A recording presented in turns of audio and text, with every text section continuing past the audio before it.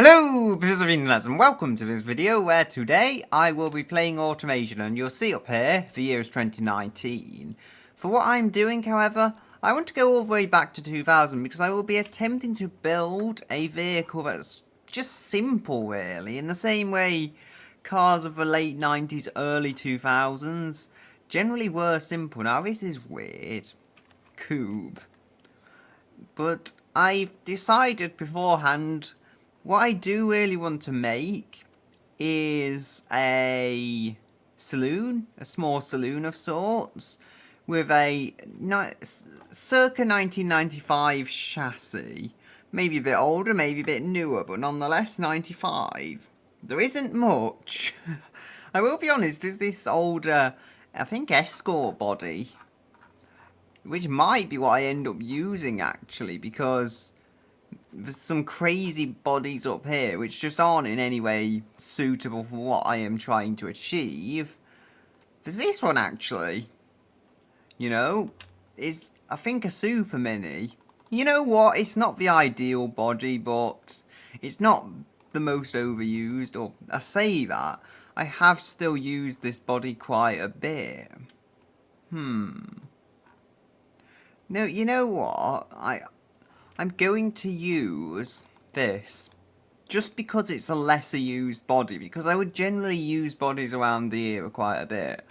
The last one I got, I'm like, hey, this body isn't too overused, but then when I really thought about it, actually, yeah, I have used this body a lot. This one, I definitely haven't used it much at all, so hence why I feel I can use it. Now, we're going to save a bit of money by going for quite a light chassis type. We're going to go with a semi-space frame, aluminium. I think that's a good balance between cost and price. Quite expensive, but then very, very light all around. And the panel material, again, is partial aluminium. I would like to go full aluminium, but it is only the year 2000, so we can't go too crazy. We're going to go with a front longitudinal engine layout, keep things simple, probably simpler than they would actually be in reality. I do have a vague plan here, but I'm not certain what I'm going to do with it. And I think the simplest rear suspension I can go with is solid axle leaf or solid axle coil, but I don't want to go for either of those. I want to actually go for trailing arm, which BMW were using in the late 90s. I'm not sure if they used it on the E46. I think that was just the first M3 to move away. No, the E36 even, I think, was the first to move away from it. But I think the Z3 and Z4 maybe might have used the trailing arm. So, although it was coming to its end, you know, there were cars of a similar era that used this technology. I know the 3 Series Compact, that had trailing arm suspension into the 2000s, so, you know, it's not like the suspension was completely dead. And I think the Ford Focus had it as well. Anyway, I'm just procrastinating. As my plan said, we're going to go with a V6 of some kind. I wanted to save weight, and I guess I'm going to make it out of aluminium. Push rod, dual overhead cam, 4 valve per cylinder, maybe 5 valve per cylinder if the time comes, but I don't think we'll need to. I'm going to raise that up. I'm surprised it's struggling to fit. I wouldn't have thought it would. Nonetheless, it's not struggling to fit that much, only a little, so I can deal with that. Height is a problem. I don't know why on earth that surprises me, but it does. Go for cast internals.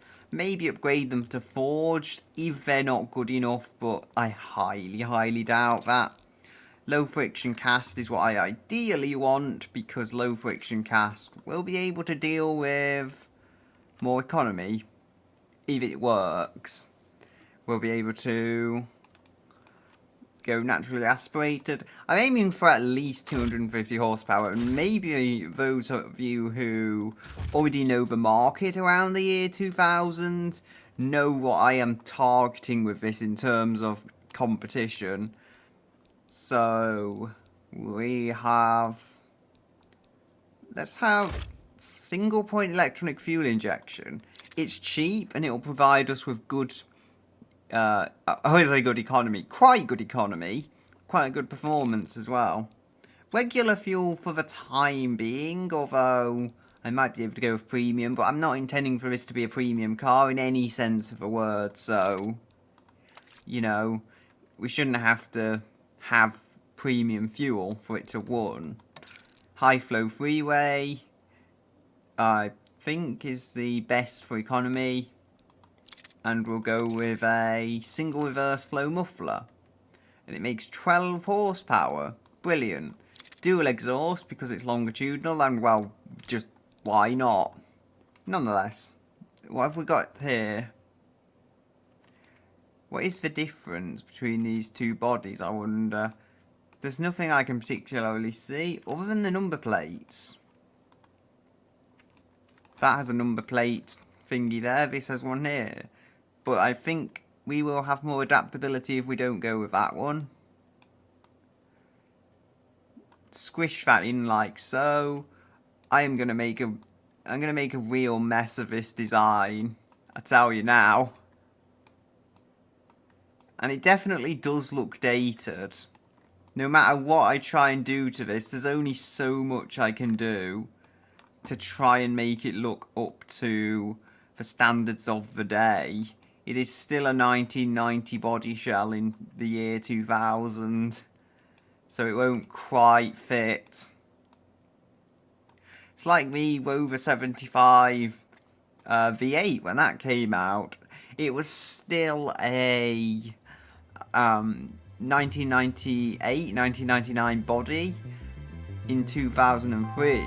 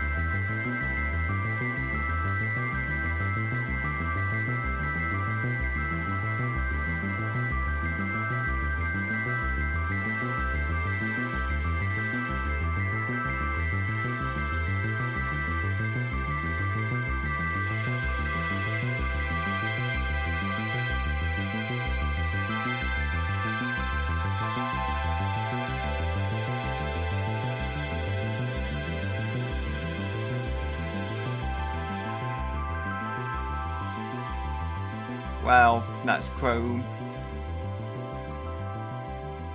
Chrome probably doesn't fit with the rest of the car, but oh well. It's blue and chrome. It's a Cordu Duo vehicle from the 90s.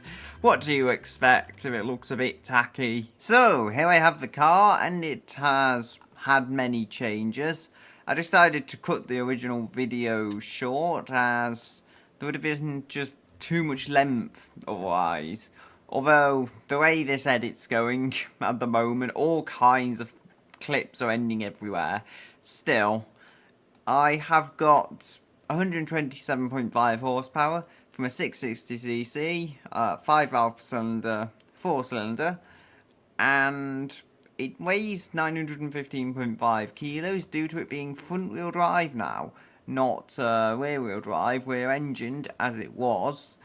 I wouldn't be able to fit the trailing arm suspension, not trailing arm, torsion beam suspension had it been rear engined. And that's part of the reason why it's so light. The other reason is I turn the quality to +3 on a lot of things. If I go to the test track, you'll see it can tow a lot. Well, not really. It can barely tow a caravan. There we go. Markets, that was where I was trying to look. It's expensive. I'm not sure it's justifiable, but you know, it's a premium sports car. Yeah, let's go with that. Still, here's our engine.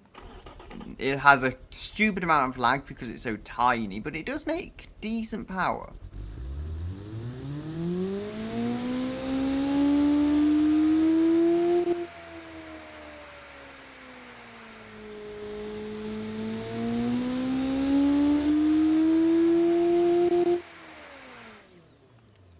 .81 kilos as well, so it's not too heavy. Now, the exhaust, well, that's massive. It's a 95.2mm exhaust, and it's only got one baffled muffler to save weight. You'll see all of this stuff is largely the same as you remember, but it's just got the engine transversely in the front, because transversely is lighter than longitudinal. It also enables me to use the torsion beam rear suspension, which is the lightest type of rear suspension. Although I have gone with double wishbone on the front to try and help it corner a bit, as well as going with a fully smoothed under tray, because that will also help it get better economy and just overall speed in general. I could change that, take the under tray off, and then it would be quicker. However, that's what I've got here. So I'm going to move this to BeamNG Drive and see how it runs. So here we have Blobbert. There it is. Remembering of his names just messes with my mind. But anyway, this is Blobbert. And we have hopefully got to beat the 1 minute 23.7 set by Blobby McBlobface. Can it do it? Who knows for certain? I certainly think it can, but then that is just me. I've got to turn the ESC off, and wow, this is loud.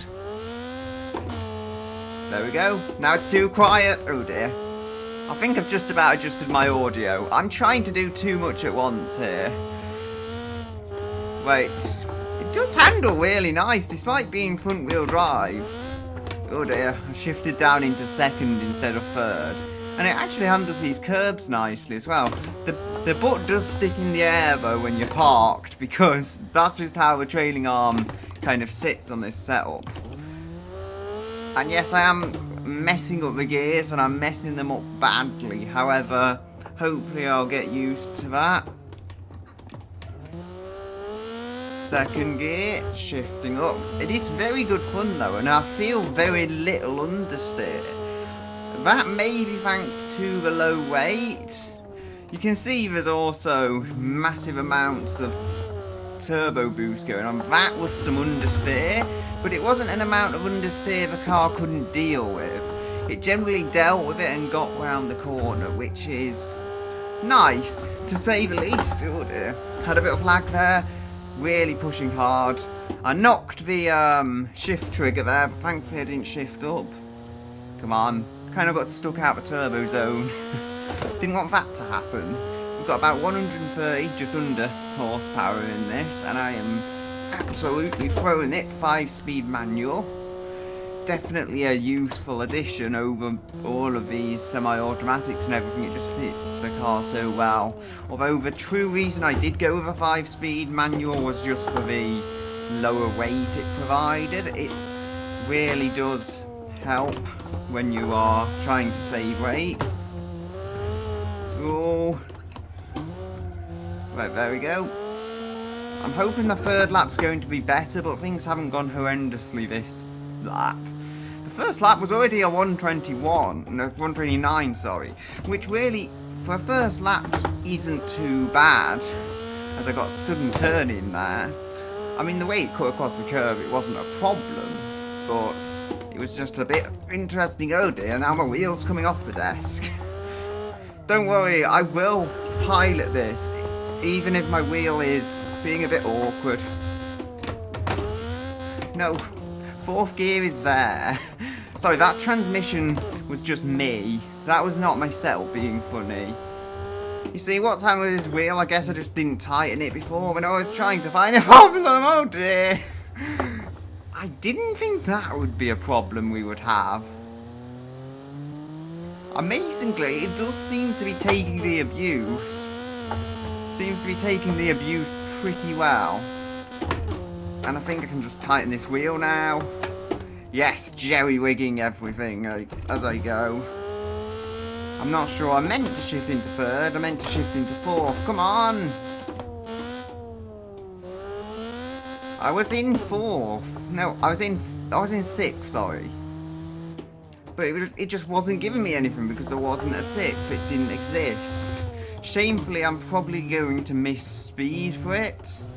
But what are you going to do now? Amazingly... I know, I was misreading it.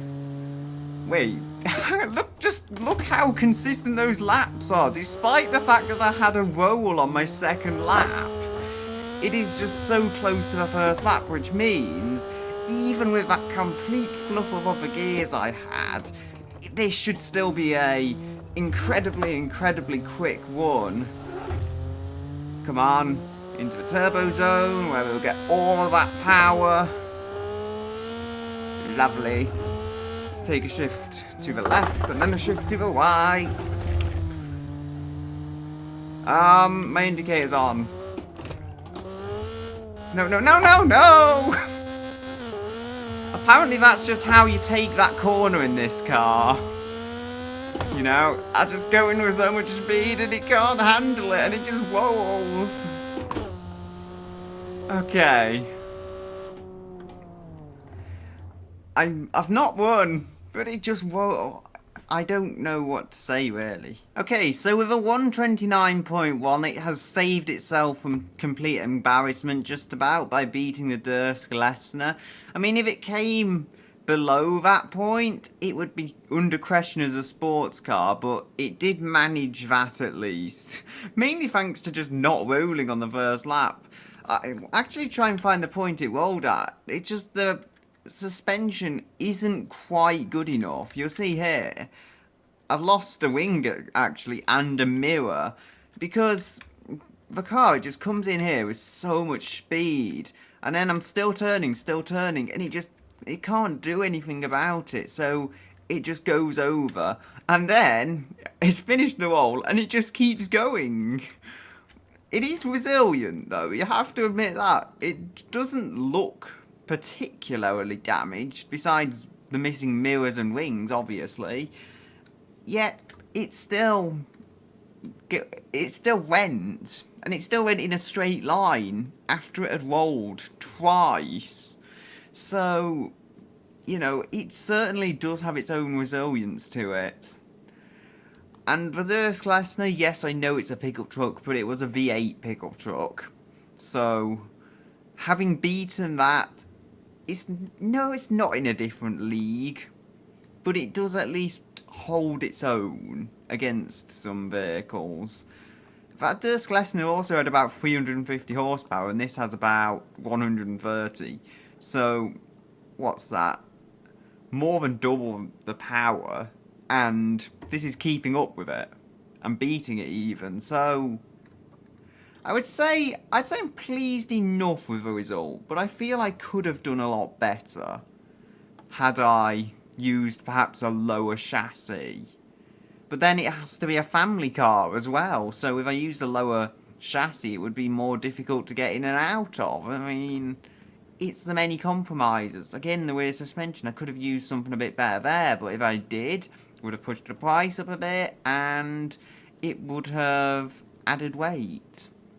But anyway, for this episode, that's all I have now, so I'm going to leave it here and say goodbye until another day.